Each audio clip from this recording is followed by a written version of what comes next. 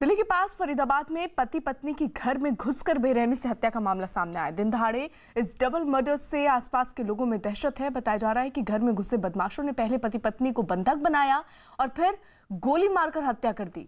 पास के घर में लगे सीसीटीवी में 4 बाइक सवार बदमाश घर में आते दिखे हैं। कुछ देर बाद घर से बाहर निकलते समय और बाइक से फरार होने की तस्वीरें भी सामने आई हैं। पुलिस मामले की जांच कर रही है और आरोपियों की तलाश तेज कर दी गई है।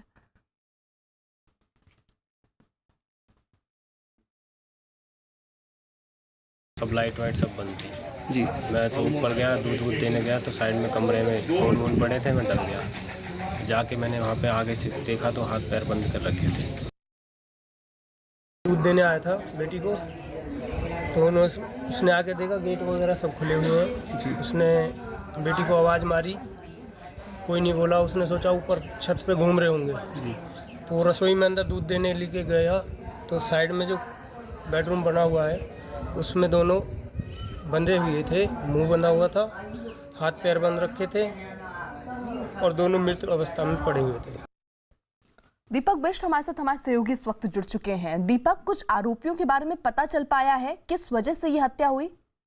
देखिए अर्पिता, अभी तक पुलिस की इन्वेस्टिगेशन जो है उसके आसपास घूम रही है, क्योंकि कुछ ये जानकारी मिलकर सामने आई है कि प्रॉपर्टी एंगल की वजह से ये डबल मर्डर की वारदात को अंजाम दिया गया है। लेकिन पुलिस कुछ चीजें जो खंगाल दी है उसमें सबसे अहम चीज है कि जो आरोपी सीसीटीवी कैमरे में दिखाई दे रहे हैं वो फ्रेंडली एंट्री घर की मान रहा है पुलिस डिपार्टमेंट को। कि सबसे अहम चीज है कि आराम से पुलिस जो आरोपी हैं वो जान पहचान के हो सकते हैं, क्योंकि घर के अंदर एंट्री की गई है, उसके बाद उनके हाथ पैर बांधे गए हैं और उसके बाद जो है उनकी हत्या करके बदमाश वहां से फरार हुए हैं। तो कहीं ना कहीं नजदीकी तार जुड़े हैं और पुलिस इस चेन को खंगाल रही है कि किस किस से उसके हाल में जो बातचीत हुई है कॉल डिटेल्स के जरिए, और जो आसपास उनके पड़ोसी हैं, परिजन हैं, उनसे पूछताछ की जा रही है, क्योंकि 4 लोगों की संख्या है जो सीसीटीवी कैमरे में संदिग्ध नजर आ रहे हैं। तो पुलिस उसी एंगल से इस पूरे मामले में जांच कर रही है, क्योंकि डबल मर्डर जो मोनिका और सुखबीर का हुआ है उसके मामले में मोनिका के हस्बैंड सुखबीर का डेटा खंगाला जा रहा है कि उसकी किससे बातचीत होती थी, और जो प्रॉपर्टी एंगल यहाँ पर आ रहा है वो किस तरह का प्रॉपर्टी एंगल है। क्या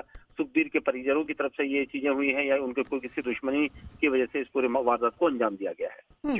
दीपक, इस घर में जो हम सीसीटीवी में भी देख रहे हैं, क्या सिर्फ ये पति पत्नी ही रहते थे या घर में और भी कोई सदस्य रहते थे?